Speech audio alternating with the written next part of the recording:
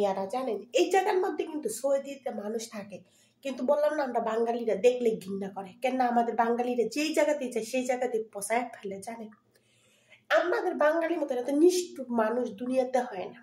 ওরা দেখ কত মানুষের সাবধান করে দিতেছে, কত ভিডিও করে করে মানুষকে সাবধান করে দিচ্ছে যে তোরা এই কাজটা করিস না।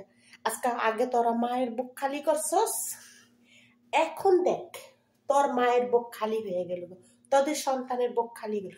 আরো 10 জন মানুষের এদের সামনে শুক্রবার আসতেছে, এই শুক্রবার সবার মায়ের বুক খালি হয়ে যাবে আলহামদুলিল্লাহ। কিন্তু কিচ্ছু করার নেই, কারণ যারা এগুলো করছে আল্লাহর কাছে এ থেকে বলা ছাড়া কিচ্ছু করার নেই, কিচ্ছু করার নেই। কারণ হাজার হাজার মায়ের বুক খালি, কারণ ভয়, মানুষ কাজের শেষে যেতে পারে না, অপকারী করে কাজ শেষ করে আর বাসায় যেতে পারে না, লইয়া জায়গা, বুঝছেন। আল্লাহ হাফেজ।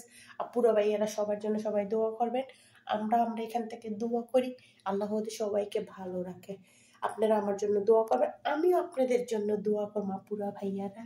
আসসালামু আলাইকুম।